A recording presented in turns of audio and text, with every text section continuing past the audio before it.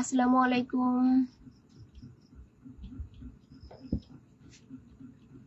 কি অবস্থা সবার? পড়াশোনা কেমন চলছে? আচ্ছা, কেউ কি জয়েন করেছেন?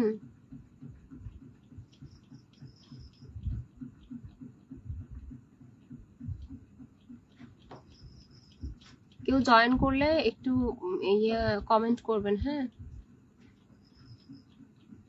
আমি দেখতে পাচ্ছি না যে কেউ জয়েন হয়েছেন কিনা।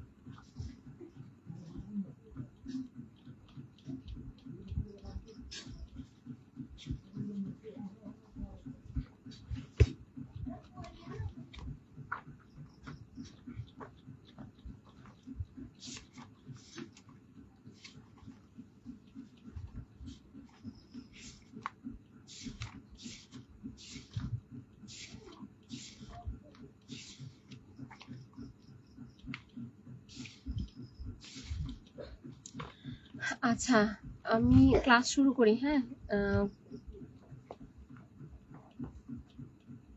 কারোর তো কোনো রেসপন্স পাচ্ছি না। আমি ক্লাস শুরু করি, মাঝে যারা জয়েন করবে আস্তে আস্তে।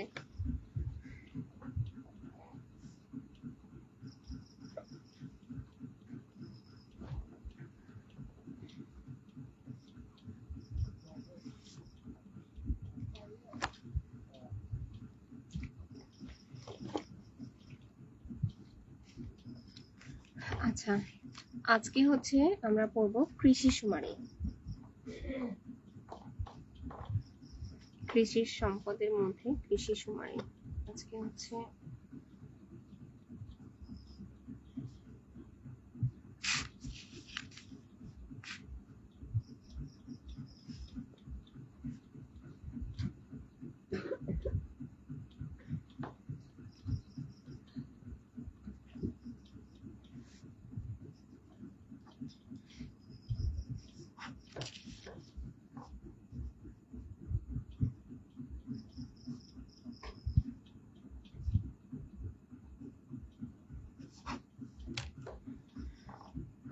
আচ্ছা, কৃষি শুমারি হচ্ছে প্রতি 10 বছর অন্তর অন্তর হয়, হ্যাঁ? প্রতি 10 বছর পর পর কৃষি শুমারি হয়ে থাকে। তো প্রথম কৃষি শুমারি হয়েছিল 1960 সালে, একদম স্বাধীনতার আগে। তারপরে আমাদের স্বাধীন দেশে প্রথম কৃষি শুমারি হয় হচ্ছে 1977 সালে, হ্যাঁ? প্রথম এটা স্বাধীন হওয়ার পরে প্রথম হয়, স্বাধীন হবার পরে প্রথম। আর যদি ওভারঅল যদি প্রথম বলি তাহলে শুরু হয় 1960 সালে, আর স্বাধীন দেশে হয় হচ্ছে 1977 সালে। তো 1960 সালের পরে আর কি 1977, প্রশ্ন দুই রকম আসতে পারে যে কোনটার ক্ষেত্রে, স্বাধীন বললে 1977 দিব। তো এরপরে হচ্ছে সর্বশেষ কৃষি শুমারি, যেটা ষষ্ঠ কৃষি শুমারি হয় সর্বশেষ। ষষ্ঠ কৃষি শুমারি হয়, এটা সর্বশেষ হয় 2019 সালে। তো প্রথম যেটা হয় 1960, একটু সিরিয়াল করে যদি লিখি তাহলে দেখি 1960, তারপরে সেকেন্ড হচ্ছে 1977, তারপর 1983, 1996, 2008 আর হচ্ছে 2019। এই হচ্ছে টোটাল 6টা কৃষি শুমারি। 1960 প্রথম, 77, 83, 96, 2008, 2019। তাহলে 1960 প্রথম হচ্ছে, আর 1977 দ্বিতীয়, আর লাস্ট হয়েছে কত, 2019। আর হচ্ছে এখন যেটা বলবো যে এক একটা জেলায় এক একটা জিনিস উৎপাদনের জন্য শীর্ষে অবস্থান করেছে। তো ওই জিনিসগুলো আমরা একটু জানবো যে কোন কোন জেলায় কোন জিনিসটা বেশি উৎপন্ন হচ্ছে। টাইটেল দিতে পারি যে উৎপাদনের শীর্ষ জেলা, উৎপাদনে শীর্ষ জেলা, উৎপাদনে শীর্ষ জেলা। তো পাট উৎপাদনের শীর্ষ জেলা হচ্ছে কি? পাট উৎপাদনের শীর্ষ জেলা হচ্ছে ফরিদপুর, 1 নাম্বার ফরিদপুর। তারপরে চা হচ্ছে মৌলভীবাজার, চা কোথায়? মৌলভীবাজারে। তারপর গম হলো ঠাকুরগাঁও, ঠাকুরগাঁও এলাকায় গম হচ্ছে প্রচুর হয়। তারপরে আসি আম, আম হচ্ছে রাজশাহী, আম রাজশাহী। আর হচ্ছে এরপরে হলো রেশম, রেশম হচ্ছে রাজশাহী। চিংড়ি সাতক্ষীরা, চিংড়ি সাতক্ষীরা। তারপরে হচ্ছে তামাক কুষ্টিয়া, তামাক কুষ্টিয়া। তারপরে লিখি কয় নাম্বার হলো? 7। 8 হচ্ছে চাষের মাছ, মাছ চাষ করা মাছ, এটা হচ্ছে ময়মনসিংহ।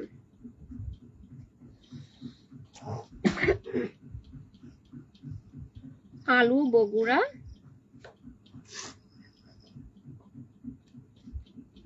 পেঁয়াজ পাবনা, পাবনা। আর আখ হচ্ছে নাটোর, আখ নাটোরে।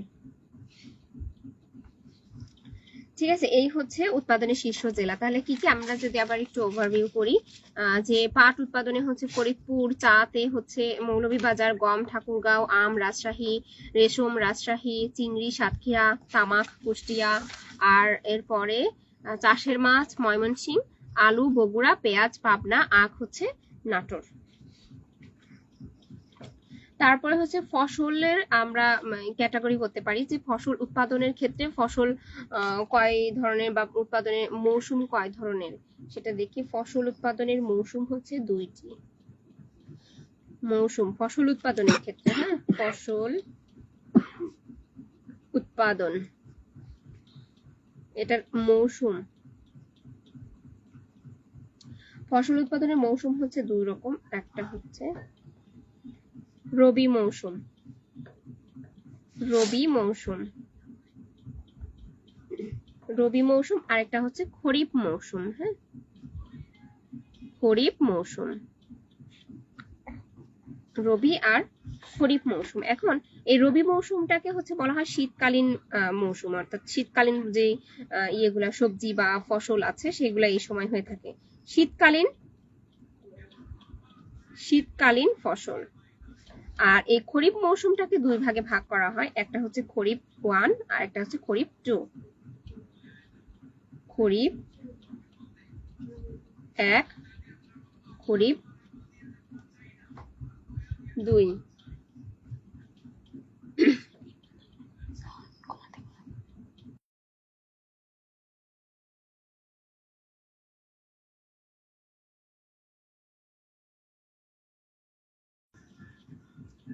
তাহলে হচ্ছে ফসল উৎপাদনের ক্ষেত্রে মৌসুম হচ্ছে 2টি, প্রধানত রবি আর খরিফ। খরিফের ভিতরে খরিফ 1, খরিফ 2। ওভারঅল যদি বলি তাহলে কিন্তু 3 প্রকার হচ্ছে, রবি, খরিফ 1 আর হচ্ছে খরিফ 2। এখন এই ফসল আরেকটা বিষয়, আরেকটা ক্লাসিফিকেশন আছে, সেটা হচ্ছে ফসল তোলার সময়। ফসল তোলার সময় হচ্ছে ঋতু 3টা, ফসল তোলার ঋতু, এটা হচ্ছে ফসল উৎপাদন। আর আরেকটা হচ্ছে ফসল তোলার ঋতু, ফসল তোলার ঋতু।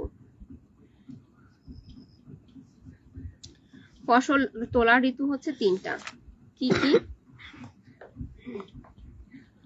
রবি, ভাদৌ, আর একটা হচ্ছে খরিফ। রবি, ভাদৌ আর খরিফ। তো এই রবি তো শীতকালীন ফসল, আমরা জানি এই সময় শীতকালীন যে ফসল গুলা আছে সেগুলা এই সময় ঘরে ওঠে। তো শীতকালীন ফসলে আর কি এটা হচ্ছে 5 মাস আর কি ডিউরেশন। শুরু হয় হচ্ছে কার্তিক মাস থেকে ফাল্গুন মাস পর্যন্ত, কার্তিক থেকে ফাল্গুন পর্যন্ত এর ডিউরেশন হচ্ছে কার্তিক থেকে ফাল্গুন। আর এটার ক্ষেত্রে হচ্ছে ভাদ্র হচ্ছে ভাদ্র মাস। হ্যাঁ, আর খরিফের হচ্ছে দুইটা টাইপস আছে, একটা খরিফ 1, খরিফ 2, সেটা টাইমটা একটু আলাদা হচ্ছে বলতেছি। একটা খরিফ 1 আর হচ্ছে খরিফ 2। এটা চৈত্র থেকে আষাঢ়, হ্যাঁ, চৈত্র থেকে আষাঢ় পর্যন্ত, আর এটা শ্রাবণ থেকে আশ্বিন পর্যন্ত, শ্রাবণ থেকে আশ্বিন পর্যন্ত। ঠিক আছে, তাহলে ফসল তোলার ঋতু হচ্ছে 3টি, রবি, ভাদো আর খরিফ। রবি 5 মাস যাবত, এটা শীতকালীন সময়, আর কার্তিক থেকে ফাল্গুন। ভাদো হচ্ছে ভাদ্র, আর খরিফ হচ্ছে চৈত্র থেকে আষাঢ়, আর শ্রাবণ থেকে আশ্বিন। কার্তিক, অগ্রহায়ণ, পৌষ, মাঘ, ফাল্গুন, এখানে 5 মাস। চৈত্র, বৈশাখ, জ্যৈষ্ঠ, আষাঢ়, শ্রাবণ। চৈত্র, বৈশাখ, জ্যৈষ্ঠ, আষাঢ়, শ্রাবণ, আষাঢ়, এখানে হচ্ছে 4 মাস। আর শ্রাবণ, ভাদ্র, আশ্বিন, এখানে হচ্ছে 3 মাস। তাহলে এভাবে 5, 4, 3 এইভাবে আর কি করে মনে রাখলেই হবে। কার্তিক থেকে ফাল্গুন হচ্ছে রবি, ভাদ্র, আর চৈত্র থেকে আষাঢ় খরিফ 1, আর শ্রাবণ থেকে আশ্বিন পর্যন্ত হচ্ছে খরিফ 2। ওকে, এ পর্যন্ত বুঝতে পেরেছেন? ইসরাত জাহান আপু,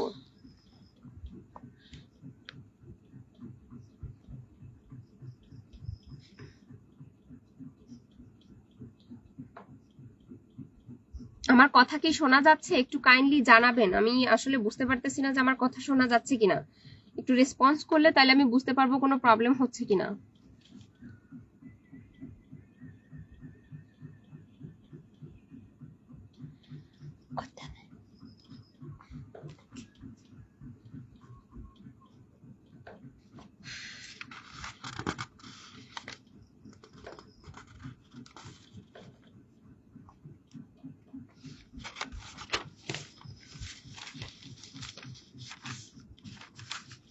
আচ্ছা, এরপরে কিছু আর কি গুরুত্বপূর্ণ বিষয়গুলো একটু আমরা দেখি। এগুলা একদম বেসিক যে বিষয়গুলা আমাদের কৃষি ক্ষেত্রে, সেটা হচ্ছে মাটির উর্বরতা বৃদ্ধি করে কে? মাটির উর্বরতা বাড়ায় হচ্ছে, স্টার চিহ্ন দিয়ে লিখবেন, মাটির উর্বরতা বৃদ্ধি করে হচ্ছে নাইট্রোজেন সার। মাটির উর্বরতা বৃদ্ধি করে নাইট্রোজেন সার। তারপরে গাছ সবুজ রাখে, নাইট্রোজেন সার। উর্বরতা বৃদ্ধি করে আবার কি করে? গাছ সবুজ রাখে, এটাও কিন্তু নাইট্রোজেন সার, গাছ সবুজ রাখে। তারপরে ইসের ক্ষেত্রে, আচ্ছা ধানের ক্ষেত্রে কিছু বিষয় আমরা একটু দেখি। ধান, হেডলাইন দিবেন ধান। ধানের ক্ষেত্রে যদি আউশ ধান বলি, আউশ ধানকে বলা হয় আষাঢ়ি ধান। আউশ ধানকে কি বলা হয়? আষাঢ়ি ধান। আউশ ধানকে বলা হয় আষাঢ়ি ধান, অর্থাৎ এটা হচ্ছে আষাঢ় শ্রাবণ মাসের কি কাটা হয়। হ্যাঁ, তারপরে আমন ধান। আমন, আমন ধান হচ্ছে কার্তিক অগ্রহায়ণে আর কি করা হয়, কার্তিক অগ্রহায়ণে কাটা হয়। কার্তিক অগ্রহায়ণ, এটা হলো শীতকাল আর কি, কার্তিক অগ্রহায়ণ শীতকালে। আর বোরো ধান হচ্ছে সেচ নির্ভর ধান, বা বাসন্তী ধান বলা হয়, সেচ নির্ভর। বোরো ধানকে সেচ নির্ভর ধান বলা হয়, অথবা এটাকে বাসন্তী ধান বলা হয়, বাসন্তী ধান বলা হয়। বোরো, বাসন্তী মিল আছে কিন্তু। হ্যাঁ, বসন্তকালে হয় আর কি, বৈশাখ জ্যৈষ্ঠ মাসে কাটা হয় বাসন্তী।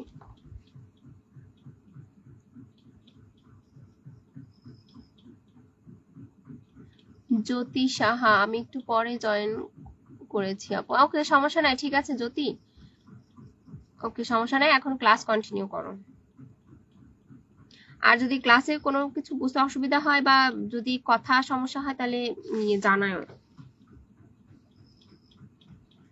আচ্ছা, তাহলে হচ্ছে আমরা আর কি ধান সম্পর্কে পড়তেছিলাম।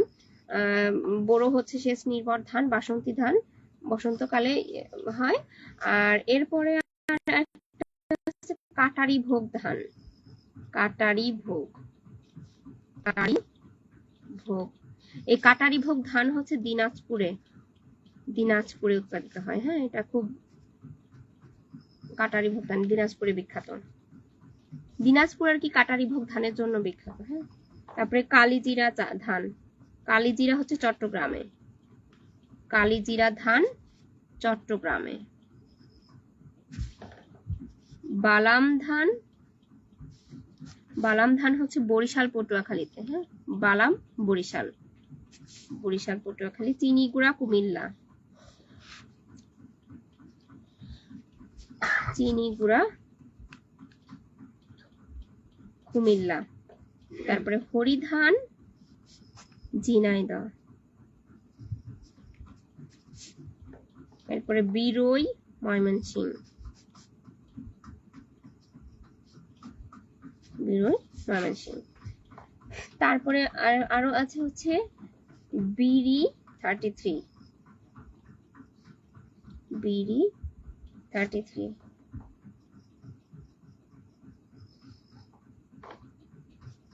এটা হচ্ছে মঙ্গা এলাকার খরা সহিষ্ণু ধান বলা হয়। হ্যাঁ, মঙ্গা এলাকার খরা সহিষ্ণু ধান, মঙ্গা এলাকার খরা সহিষ্ণু ধান বলা হয়। এরপরে হচ্ছে জিঙ্ক সমৃদ্ধ ধান বিরি 62, এটা হচ্ছে জিঙ্ক সমৃদ্ধ ধান। হ্যাঁ, বিরি 62 হচ্ছে জিঙ্ক সমৃদ্ধ ধান।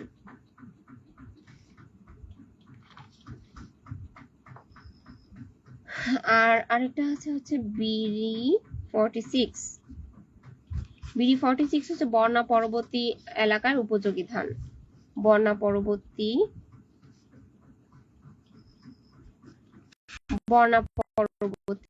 এলাকায়। হ্যাঁ, বন্যা পরবর্তী এলাকার উপযুক্ত ধান। আর আরেকটা হচ্ছে এই তো আর বিনা 8 আর বিনা 9, এগুলো হচ্ছে লবণাক্ত সহিষ্ণু,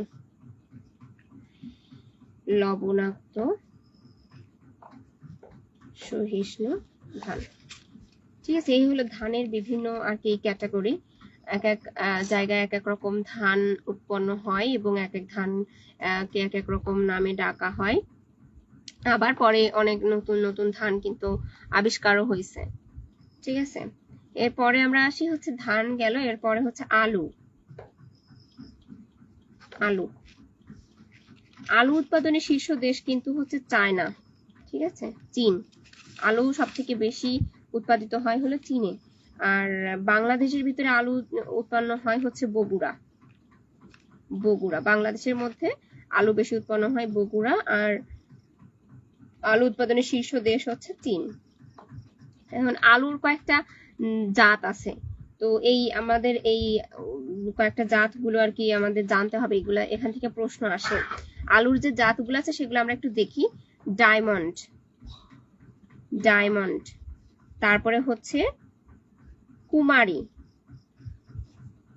সিন্দুরি, ডায়মন্ড, কুমারী, সিন্দুরি। তারপরে হচ্ছে চমক, কার্ডিনাল, চমক, কার্ডিনাল। তাহলে আলুর জাতের মধ্যে আছে কি কি? ডায়মন্ড, কুমারী, সিন্দুরি, চমক, কার্ডিনাল। ঠিক আছে, ডায়মন্ড, কুমারী, সিন্দুরি, চমক, কার্ডিনাল, এগুলো হচ্ছে আলুর জাত। ঠিক আছে, আচ্ছা এরপরে দেখি হচ্ছে ভুট্টা, গম, ধান, আলু, গম। গম দেখি, গমের কিছু জাত আছে, সেটা লিখি যে শতাব্দী, শতাব্দী, কাঞ্চন, সোনালিকা, বলাকা, দোয়েল, তারপরে আনন্দ, আকবর, বরকত, এগুলো সব হচ্ছে গমের এক একটা জাত। হ্যাঁ, শতাব্দী, কাঞ্চন, সোনালিকা, বলাকা, দোয়েল, আনন্দ, আকবর, বরকত। ঠিক আছে, শতাব্দী, কাঞ্চন, আনন্দ, আকবর, বরকত, দোয়েল, বলাকা, সোনালিকা। এখানে হচ্ছে এই যে দোয়েল আর হচ্ছে বলাকা, এই দুইটা কিন্তু পাখির নামে, দুইটা পাখির নামে কিন্তু গমের জাত। ঠিক আছে, এটা পরীক্ষা অনেক সময় থাকে যে পাখির নামে গমের জাত কোনটি, বলাকা আর হচ্ছে দোয়েল। আচ্ছা, গম গেল, এরপরে হচ্ছে আসি ভুট্টা।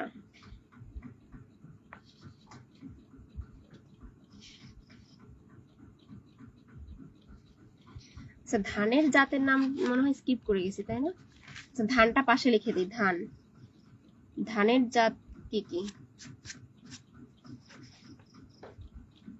ময়না, মালা,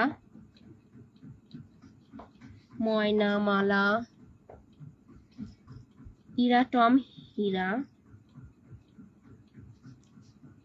ইরাটম, হীরা, সোনার বাংলা,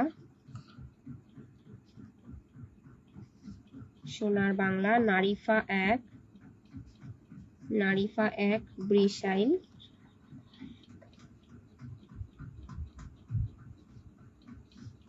ব্রিশাইল, বিপ্লব।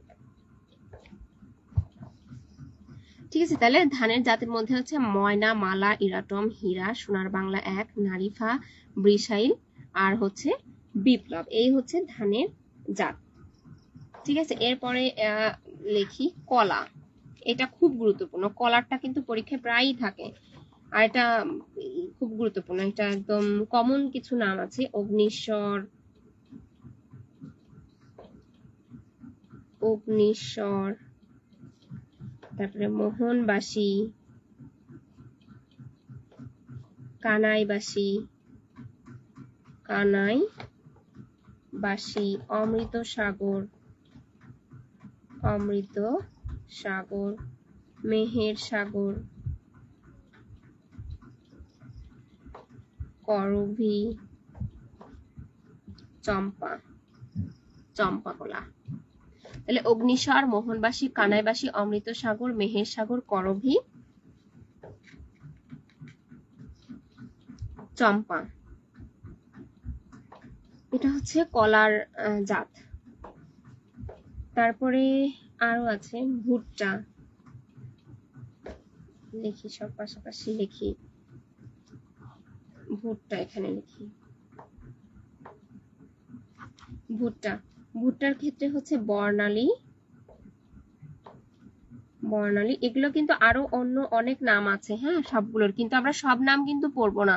পরীক্ষার জন্য যেগুলো গুরুত্বপূর্ণ আমরা কিন্তু শুধু ওইগুলাই পড়বো। এত সব নাম পড়তে গেলে মাথা হ্যাং হয়ে যাবে। তো আমাদের কোনো দরকার নাই সব নাম মুখস্থ করার, যেগুলো পরীক্ষায় থাকে, পরীক্ষায় আসে, শুধু আমরা সেই ইম্পর্টেন্ট বিষয়গুলাই আমরা জানবো, সেগুলাই বারবার রিভিশন করব। এগুলাই মনে রাখতে গিয়ে অনেক সময় তাই প্যাচ লেগে যাবে, দেখবেন কতবার রিভিশন করতে হবে, এটাই মনে থাকে না। তাহলে ভুট্টার আরেক জাত হচ্ছে বর্ণালী, শুভ্রা, মোহর, বর্ণালী, শুভ্রা, মোহর।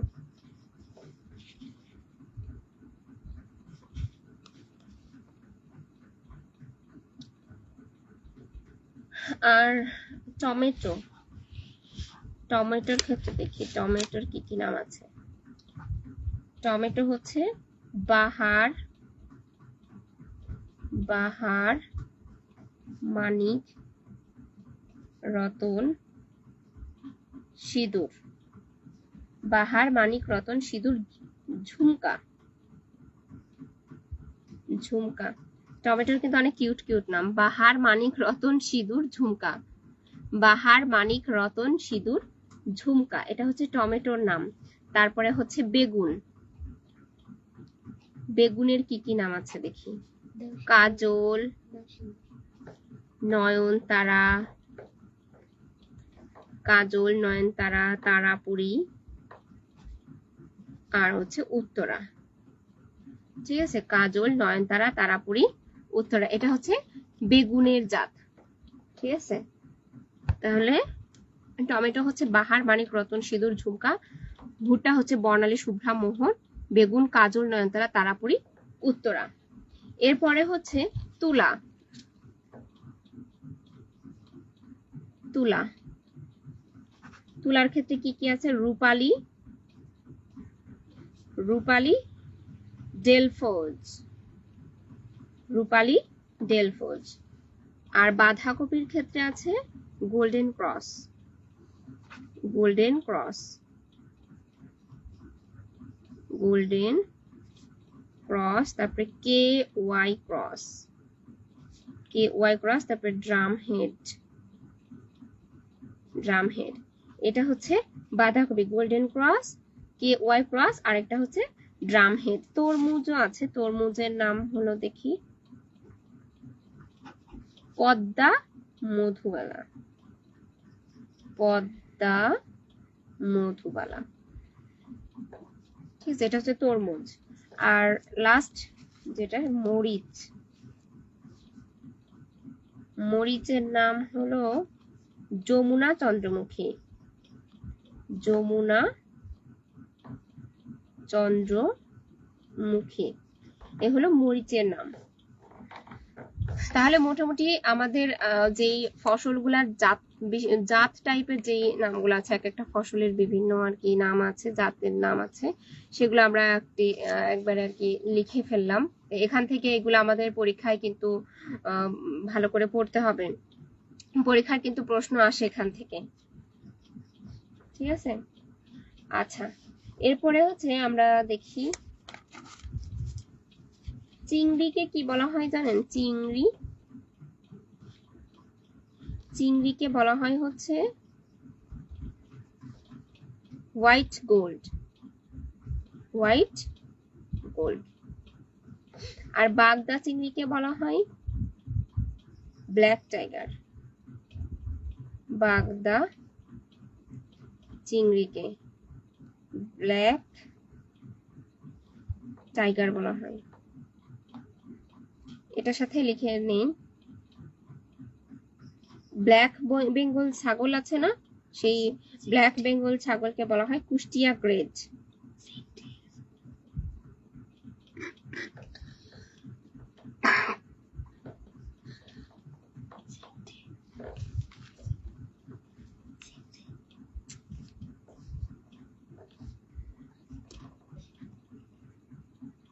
ব্ল্যাক বেঙ্গল ছাগলকে বলা হয় কুষ্টিয়া গ্রেড, কুষ্টিয়া গ্রেড। তো চিংড়িকে বলা হয় হোয়াইট গোল্ড, বাগদা চিংড়িকে বলা হয় ব্ল্যাক টাইগার, ব্ল্যাক বেঙ্গল ছাগলকে বলা হয় কুষ্টিয়া গ্রেড। ঠিক আছে, এরপরে আমরা চলে যাই পরের টপিকসে চলে যাই, প্রজনন কেন্দ্র।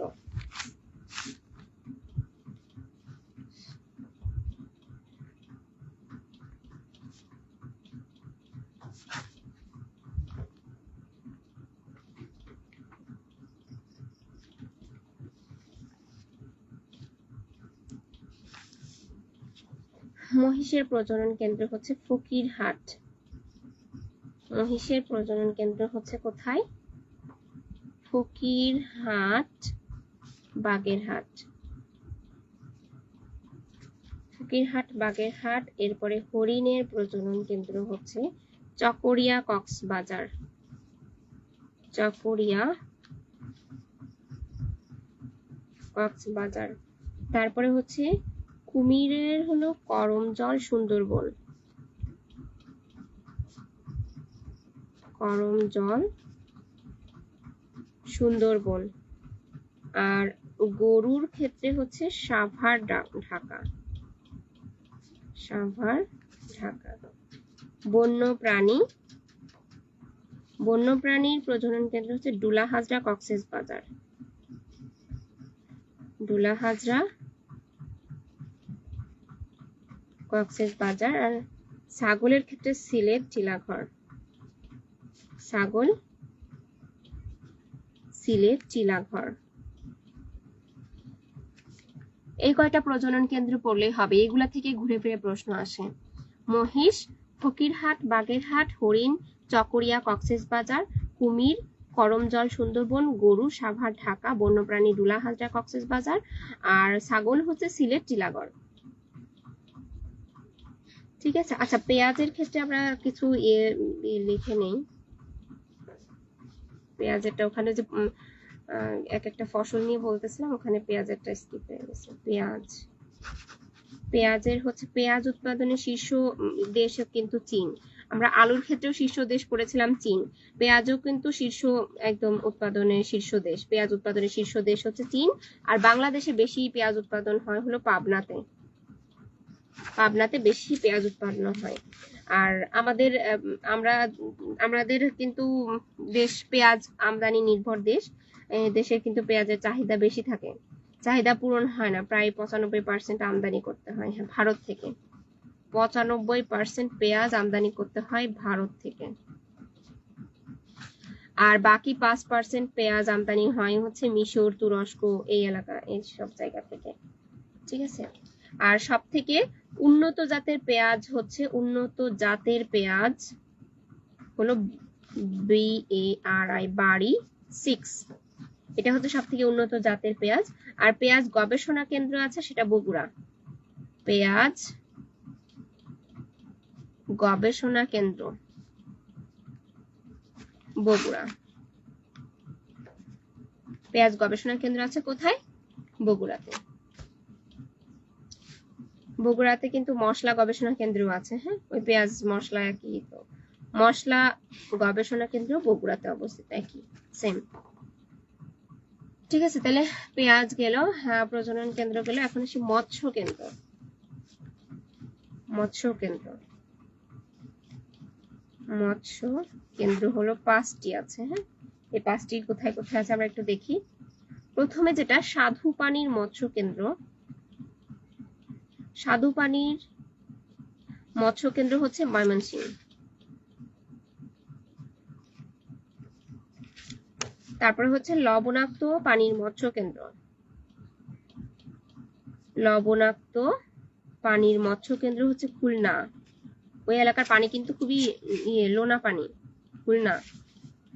3 হচ্ছে নদীর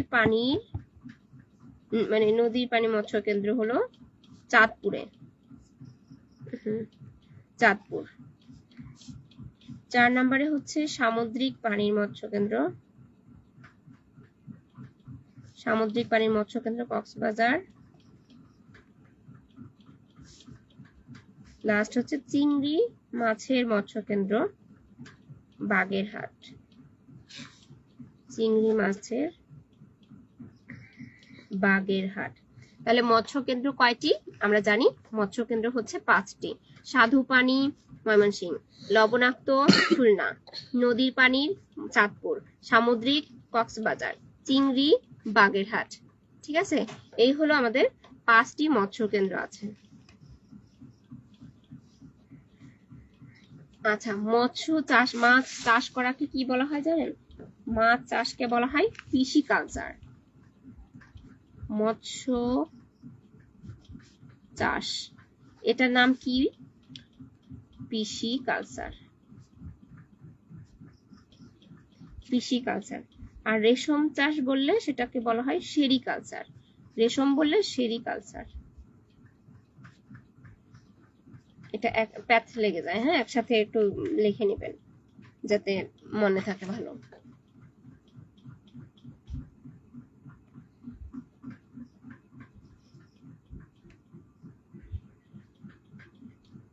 আচ্ছা, বাংলাদেশে মৎস্য গবেষণা ইনস্টিটিউট আছে হচ্ছে ময়মনসিংহ, সেটা নাম হচ্ছে ময়মনসিংহ কৃষি বিশ্ববিদ্যালয়। হ্যাঁ, মৎস্য গবেষণা ইনস্টিটিউট। মৎস্য গবেষণা ইনস্টিটিউট আছে হচ্ছে কোথায়? ময়মনসিংহ। হচ্ছে ময়মনসিংহ কৃষি বিশ্ববিদ্যালয়, যেটা ময়মনসিংহ। আর মেরিন ফিশারিজ একাডেমি আছে চট্টগ্রামে। মেরিন ফিশারিজ একাডেমি, এটা আছে হচ্ছে চট্টগ্রামে। আর মৎস্য উন্নয়ন কর্পোরেশন আছে মতিঝিল, ঢাকা। মৎস্য উন্নয়ন কর্পোরেশন হচ্ছে মতিঝিল, ঢাকা। মতিঝিল, ঢাকা।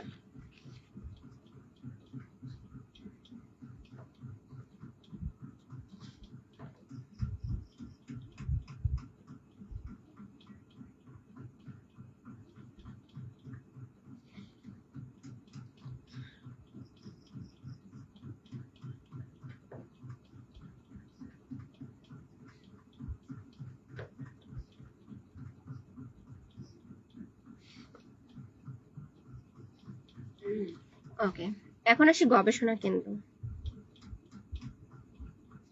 গবেষণা কেন্দ্র 1 নম্বরে হচ্ছে বাড়ি।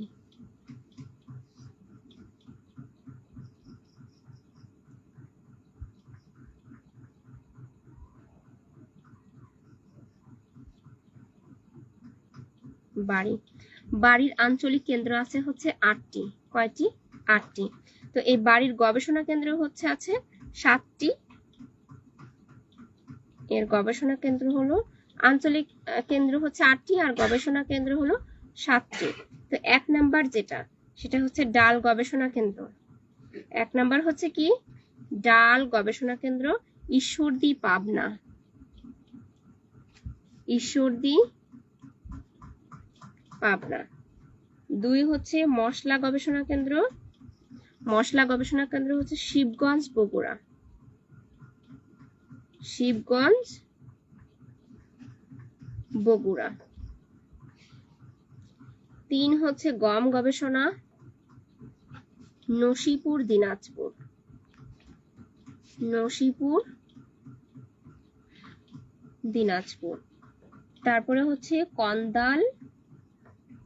কন্দাল হচ্ছে আর কি ফসল। 5 হচ্ছে তৈলবীজ।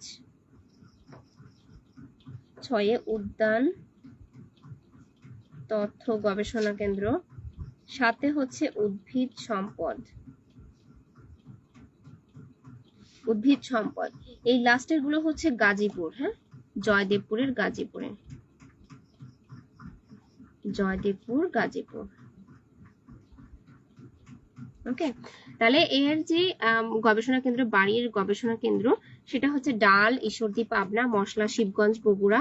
গম নসিপুর, দিনাজপুর। কন্দাল ফসল, তৈলবীজ, উদ্যান তথ্য, উদ্ভিদ সম্পদ, এগুলো সবই হচ্ছে জয়দেবপুর, গাজীপুরে। এই বাড়ির ফুল নেম কি জানেন?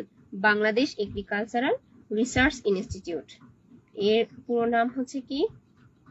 বাড়ির ফুল নাম বাংলাদেশ এগ্রিকালচারাল রিসার্চ ইনস্টিটিউট। আর এটি প্রতিষ্ঠিত হয় হচ্ছে 1976 সালে। 1976 সালে কোথায় প্রতিষ্ঠিত হয়? জয়দেবপুর, গাজীপুরে। এই যে জয়দেবপুর, গাজীপুরেই কিন্তু এটা ইয়ে হয়। জয়দেবপুর, গাজীপুর। বাড়ির বিষয়ে সম্পর্কে আমরা জানলাম। এটা সালটা কিন্তু খুবই গুরুত্বপূর্ণ, পরীক্ষায় প্রায় আসে। বাড়ি বাংলাদেশ এগ্রিকালচারাল রিসার্চ ইনস্টিটিউট 1976 সালে প্রতিষ্ঠিত হয় গাজীপুরের জয়দেবপুরে। ঠিক আছে, এরপরে বাড়িটা কমপ্লিট। আচ্ছা, যারা ক্লাসে জয়েন হয়ে আছেন একটু কাইন্ডলি কমেন্ট করে জানাবেন প্লিজ।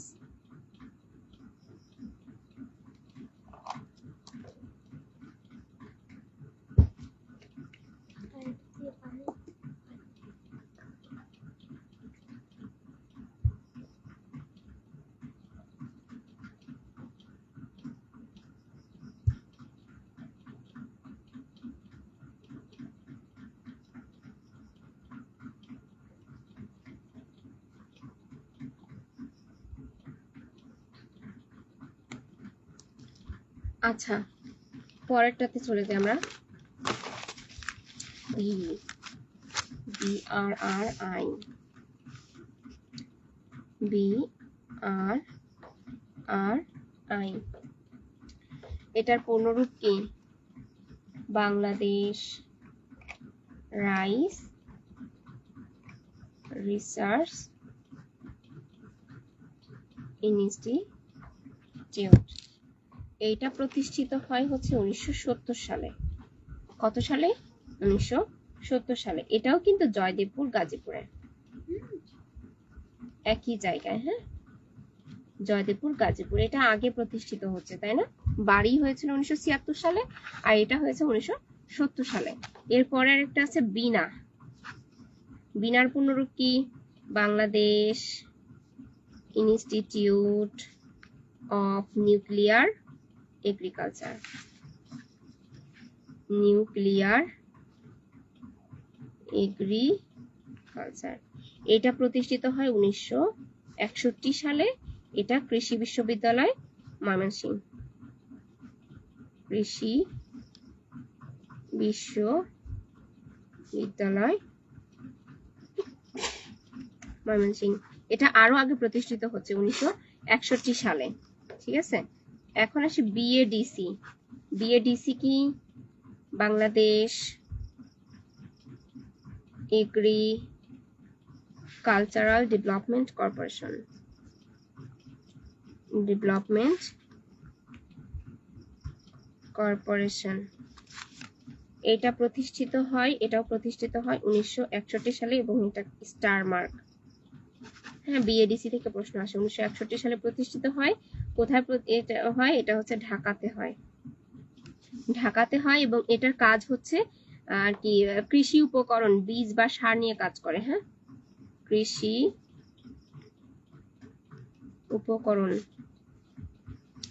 বীজ সার নিয়ে আর কি কাজ করে। হ্যাঁ, তাহলে বিনা হচ্ছে 1961 সালে ময়মনসিংহ, বিএডিসি হচ্ছে 1961 সাল ঢাকা, বাড়ি হলো 1976 গাজীপুর জয়দেবপুর, আর বিড়ি হচ্ছে 1970 গাজীপুর জয়দেবপুর।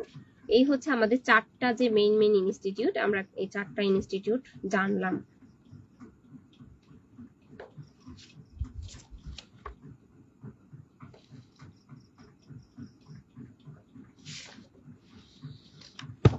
এরপরে আমরা যেটা পড়বো সেটা হচ্ছে জনশুমারি।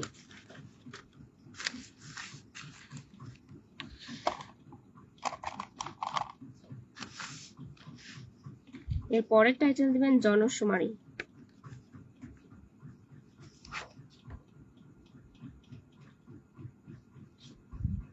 জনশুমারি, এটার পূর্ব নাম ছিল কিন্তু আদমশুমারি। হ্যাঁ, জনশুমারি এটার পূর্ব নাম ছিল আদমশুমারি, কিন্তু লাস্টে সেটা যেটা হয়েছে আদমশুমারি সেটার নাম দেয়া হয়েছে জনশুমারি। বাংলাদেশে প্রথম আদমশুমারি হয় হচ্ছে 1974 সালে প্রথম হয়। হ্যাঁ, প্রথম আদমশুমারি হয় কত সালে? 1974 সালে। কিন্তু বর্তমানে এই আদমশুমারির নাম হয়েছে কি? জনশুমারি ও গৃহ গণনা। বর্তমান নাম কি? জনশুমারি ও গৃহ গণনা, এটা হচ্ছে বর্তমান নাম। প্রথম হয় হলো 1974। হ্যাঁ, প্রথমে হলো 1974, দ্বিতীয়তে হলো 1981, তারপর তৃতীয়তে হচ্ছে 1991, চতুর্থতে 2001 সালে, তারপরে পঞ্চমে গিয়ে হচ্ছে 2011 সালে, ষষ্ঠতে গিয়ে হয়েছে 2022 সালে। এটা 2021 সালে হওয়ার কথা ছিল, কিন্তু যে করোনার কারণে 1 বছর পিছিয়ে গেছে, 2022 সালে হয়েছে করোনার জন্য। 1974 থেকে 1981, তারপরে কিন্তু 10 বছর পর পর, প্রতি 10 বছর পর পর কিন্তু যে 10 বছর গ্যাপ দিয়ে দিয়ে কিন্তু জনশুমারি বা আদমশুমারি হয়। ঠিক আছে, 1974-এর পরে 1981, তারপরে তার 10 বছর পর 1991, 2001, 2011, তারপরে 2021 হওয়ার কথা ছিল, কিন্তু 1 বছর করোনার কারণে আর কি পিছিয়ে যায়।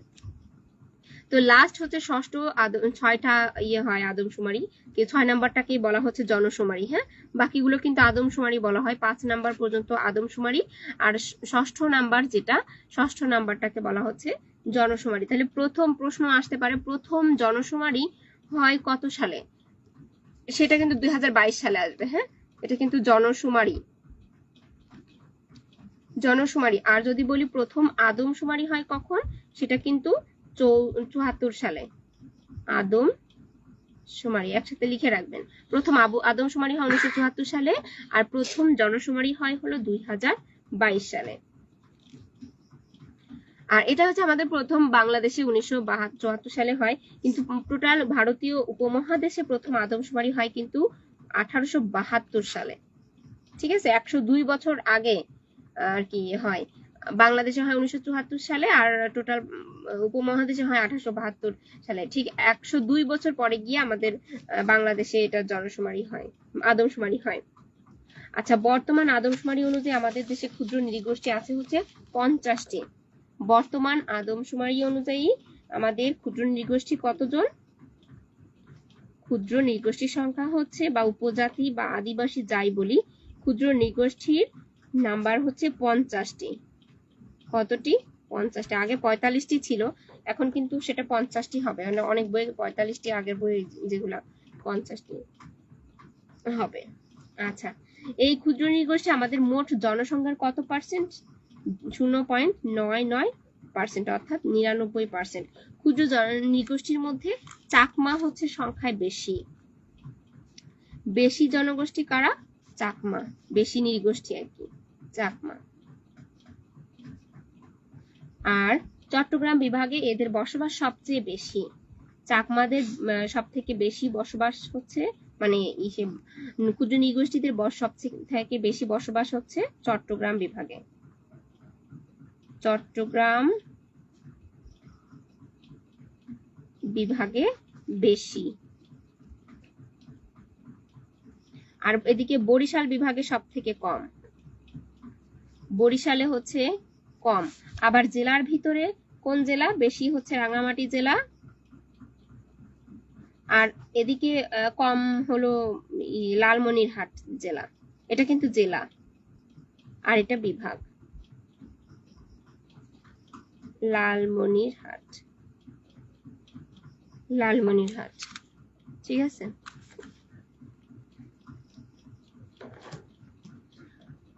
আচ্ছা, এখন আমরা কিছু ইনফরমেশন লিখি।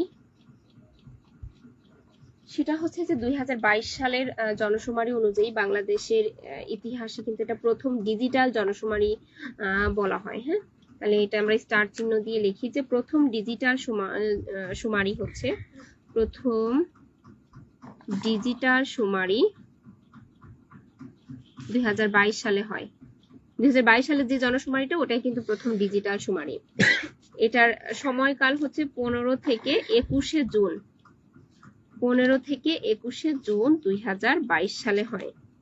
তারপরে হচ্ছে এটা নারী পুরুষের সংখ্যা অনুপাত যদি হিসাব করি, পুরুষ নারীর হিসাব যদি করি, তাহলে 98:100। আর প্রতি বর্গ কিলোমিটারে জনসংখ্যা যদি হিসাব করি, ঘনত্ব 1119। এটা হচ্ছে ঘনত্ব, পপুলেশন যে ইয়েটা, ঘনত্ব, জনসংখ্যার ঘনত্ব প্রতি বর্গ কিলোমিটারে। আর জনসংখ্যা বৃদ্ধির হার হলো 1.22%। বৃদ্ধির হার, জনসংখ্যা বৃদ্ধির হার 1.22%। আর সাক্ষরতার হার হলো,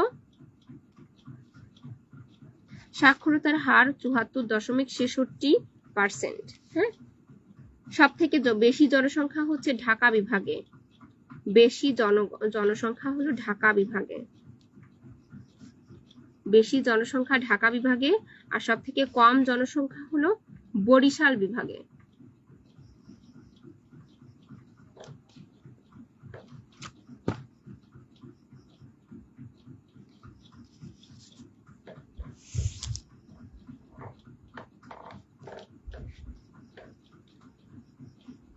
আচ্ছা,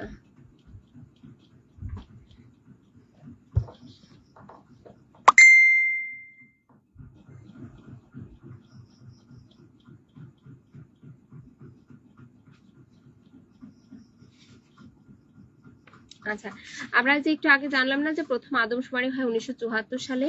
সেই 1974 সাল অনুযায়ী প্রথম জনসংখ্যা কত ছিল? সেই সময় হলো এই 74 সালে হিসাব অনুযায়ী প্রথম জনসংখ্যা ছিল হচ্ছে 7.14 কোটি। আর এখন প্রায় 17 কোটি।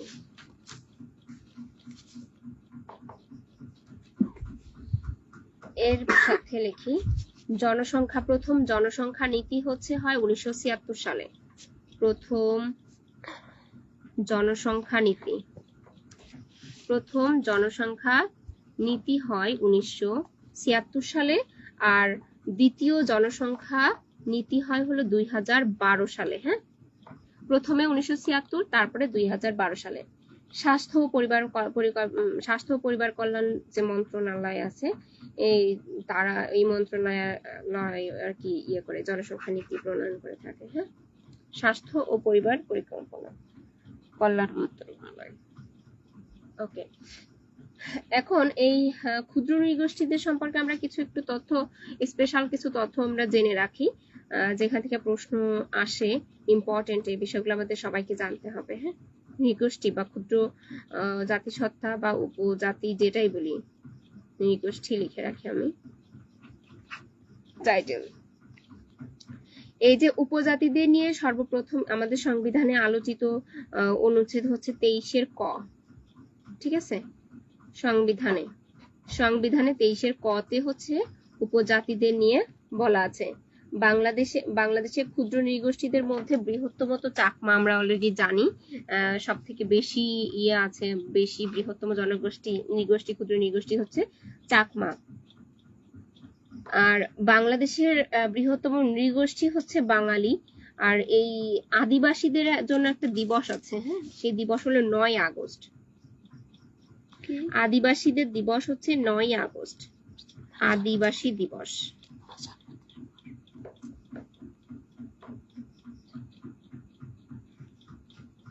আগস্ট।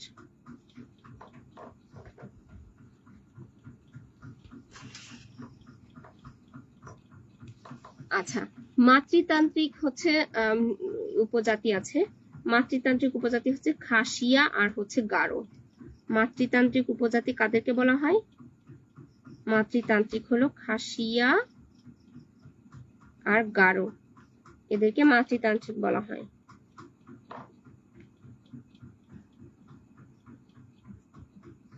আর সমতল থেকে সর্বপ্রথম সব থেকে বেশি বৃহত্তম নৃগোষ্ঠী হচ্ছে সাঁওতাল। সমতলে সব থেকে বৃহত্তম নৃগোষ্ঠী হচ্ছে সাঁওতাল। সাঁওতাল, ঠিক আছে। এই উপজাতিদের একটা হলো প্রতিষ্ঠান আছে, সেই প্রতিষ্ঠানটার অবস্থান, এটা ইম্পর্টেন্ট। হ্যাঁ, উপজাতীয় সাংস্কৃতিক একাডেমি।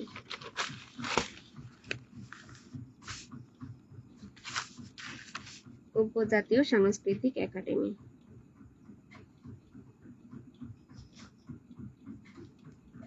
সাংস্কৃতিক একাডেমি, এই প্রতিষ্ঠানটা কিন্তু খুব গুরুত্বপূর্ণ। এটা কোথায়, এটা প্রায় আসে যে উপজাতিদের যে একটা প্রতিষ্ঠান আছে, সেই প্রতিষ্ঠানটার নাম কি বা এই প্রতিষ্ঠানটা কোথায় অবস্থিত। এইটা হচ্ছে বিরিশিরি নেত্রকোনা। বিরিশিরি নেত্রকোনা, এটা 1977 সালে প্রতিষ্ঠিত হয়। 1977 সালে। এরপরে হচ্ছে দেখি যে টোটাল উপজাতিদের ভিতরে প্রায় 45% হচ্ছে বৌদ্ধ ধর্মাবলম্বী, আর 27% হচ্ছে হিন্দু, 13% হচ্ছে খ্রিস্টান, আর বাকি 2% হচ্ছে মুসলিম। ঠিক আছে, তাহলে প্রশ্ন আসতে পারে যে উপজাতিদের ভিতরে সর্বাধিক বেশি কোন ধর্মাবলম্বীর জনগোষ্ঠী দেখা যায়, তাহলে সেটা হবে কি বৌদ্ধ ধর্মাবলম্বী। ঠিক আছে, যারা বৌদ্ধ ধর্ম অবলম্বন করেছে তাদের মধ্যে কারা কারা আছে? চাকমা, তারপরে মারমা, এরপরে খিয়াং, রাখাইন। চাকমা, মারমা, খিয়াং, রাখাইন। আর হিন্দু ধর্মাবলম্বীদের মধ্যে আছে সাঁওতাল, তারপরে ত্রিপুরা, হাজং, এরা হলো হিন্দু ধর্মাবলম্বী। আর খ্রিস্টানের ভিতরে আছে হচ্ছে খাসিয়া, গারো,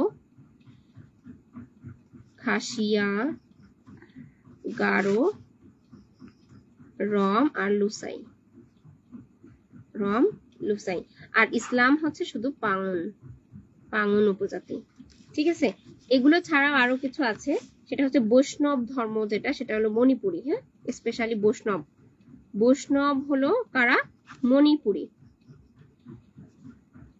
আর একটা হচ্ছে রাজবংশী, রাজবংশী বা হুন্ডা, এটা হচ্ছে প্রকৃতি পূজারী বলা হয়। রাজবংশী, প্রকৃতি পূজারী, রাজবংশী যারা বা হুন্ডা যারা, তারা হলো প্রকৃতির পূজা করে আর কি, প্রকৃতি পূজারী। ওকে, তাহলে এটা হচ্ছে গেল উপজাতিদের ধর্ম।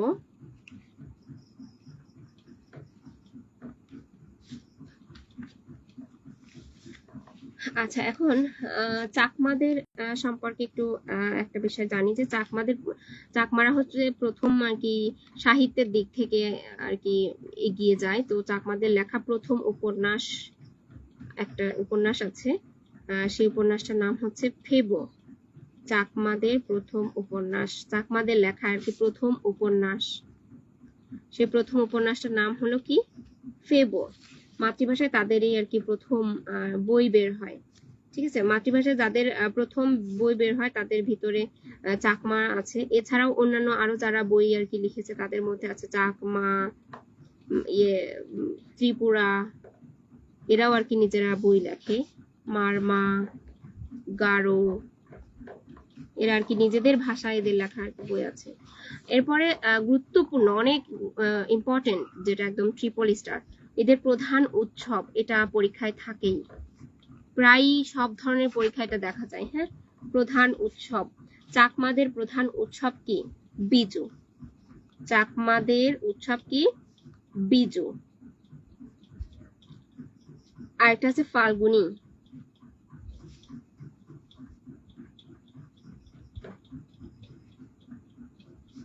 তারপরে মারমা, মারমাদের হচ্ছে সাংরাই, সাংরাই। এরপরে হচ্ছে ত্রিপুরা, ত্রিপুরার আছে হচ্ছে বৈশুব। তারপরে গারো, গারো আছে হচ্ছে ওয়ানগালা, ওয়ানগালা। এরপরে হচ্ছে সাঁওতাল,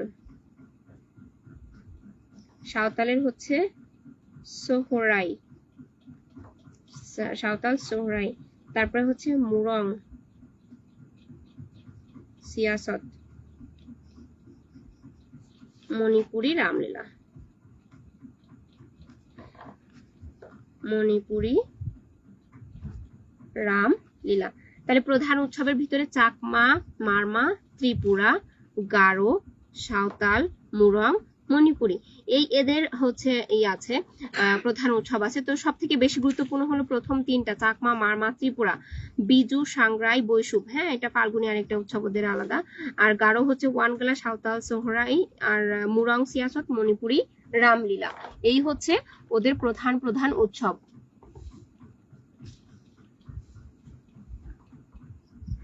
ও আরেকটা আছে রাখাইন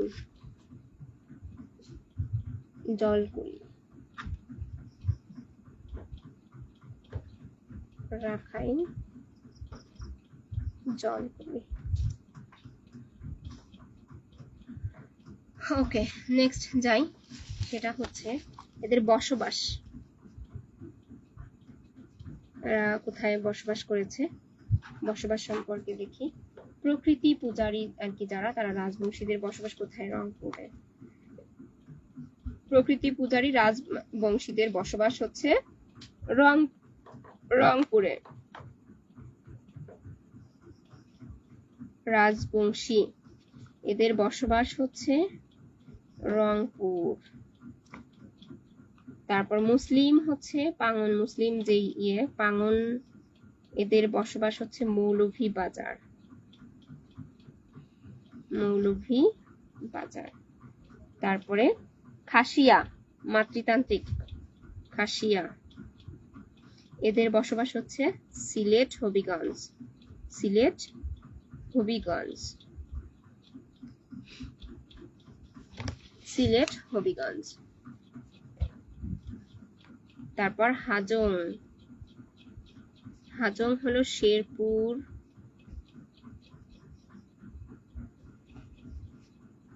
ময়মনসিংহ,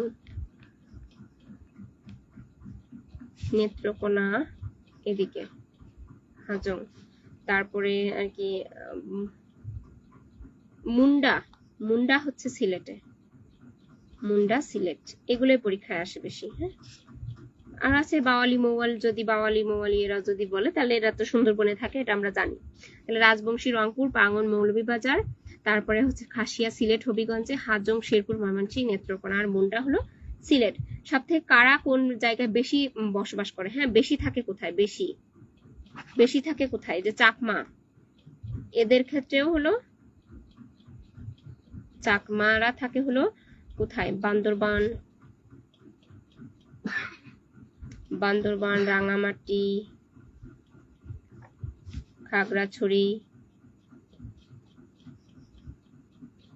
হ্যাঁ এইসব, কক্সবাজার, এইসব। আর বেশি থাকে হলো এরা রাঙামাটিতে। তারপরে মারমা, মারমারাও কিন্তু ওই 4 জায়গাতেই থাকে, কিন্তু মারমারা আবার বান্দরবানে বেশি থাকে। হ্যাঁ, বান্দরবানে এরা বেশি থাকে। আবার মণিপুরে, মণিপুরীরা আবার সিলেটে থাকে, মণিপুরীরা সিলেটে বেশি থাকে। তারপরে সাঁওতাল, সাঁওতালরা উত্তরবঙ্গে আর কি, দিনাজপুর, তারপর পঞ্চগড়, ঠাকুরগাঁও, এই এলাকাগুলোতে সাঁওতাল থাকে। হ্যাঁ, ঠাকুরগাঁও। ওকে, তাহলে এটা হচ্ছে তাদের আর কি ক্ষুদ্র নৃগোষ্ঠীদের বসবাস এবং তারা কোথায় বেশি আর কি দেখা যায় তাদের। এটা হলো এই কয়টা বিষয় পড়লেই হবে। মণিপুরি, সিলেট, মারমা, বান্দরবান, চাকমা হচ্ছে রাঙামাটিতে বেশি থাকে, বান্দরবান, রাঙামাটি, খাগড়াছড়ি, কক্সবাজার। সাঁওতালরা হচ্ছে দিনাজপুর, পঞ্চগড়, ঠাকুরগাঁওতে থাকে। এখন এরপরে একটা বিষয় আছে হলো পার্বত্য চট্টগ্রাম বিষয়ক মন্ত্রণালয় আছে, পার্বত্য চট্টগ্রাম বিষয়ক মন্ত্রণালয়।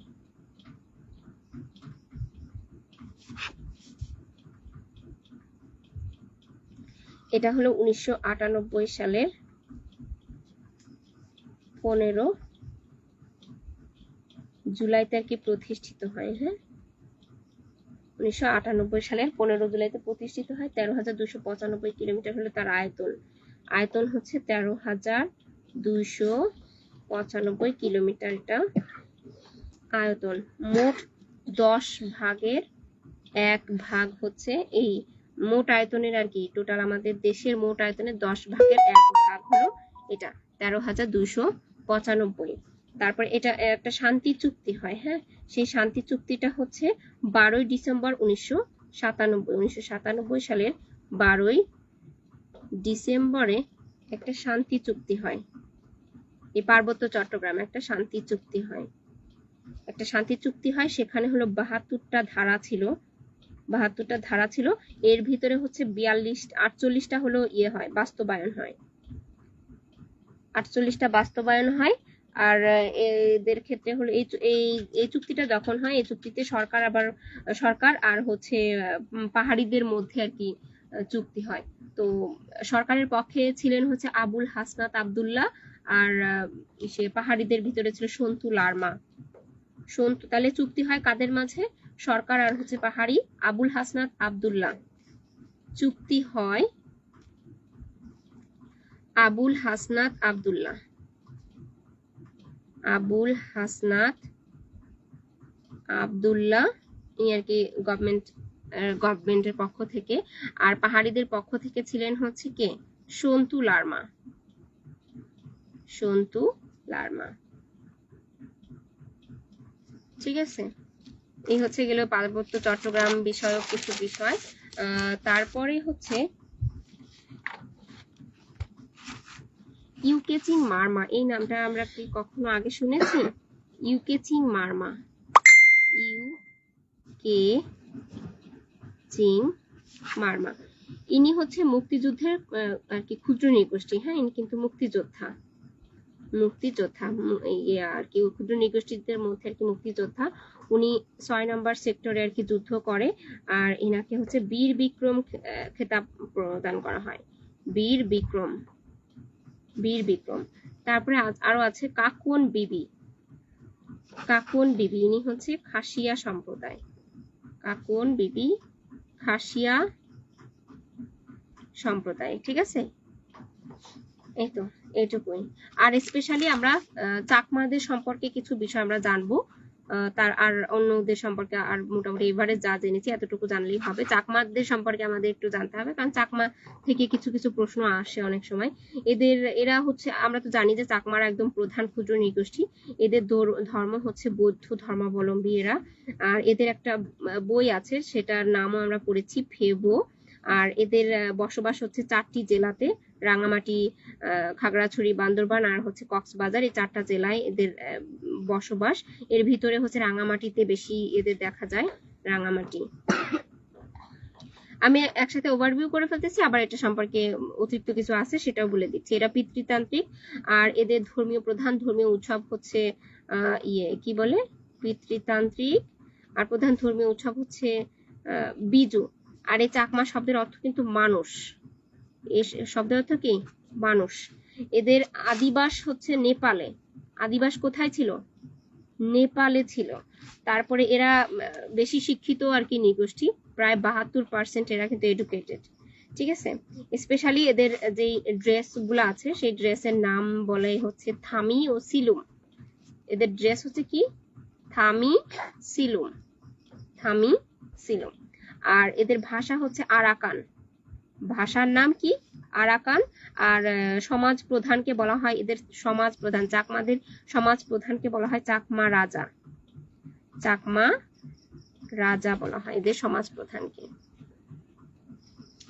আর এদের গ্রাম প্রধানকে বলা হয় কারবারি, কারবারি বলা হয়। আর মৌজার প্রধানকে বলা হয় হেডম্যান, হেডম্যান। ঠিক আছে, আমি আর একবার বলি। সেটা হচ্ছে চাকমারা প্রধান কি ক্ষুদ্র নৃগোষ্ঠী, এদের ধর্ম বৌদ্ধ। এদের যে বই আছে সেটা ফেবো। 4টা জেলায় এদের বসবাস, তার ভিতরে রাঙামাটিতে এদের বেশি দেখা যায়। পিতৃতান্ত্রিক নৃগোষ্ঠী। এদের প্রধান ধর্মীয় উৎসব বিজু। চাকমা শব্দের অর্থ হচ্ছে মানুষ। এদের আদিবাস হচ্ছে নেপালে, এরা প্রায় 72% এডুকেটেড। আর এদের পোশাক হচ্ছে থামি সিলুম, ভাষা হচ্ছে আরাকান।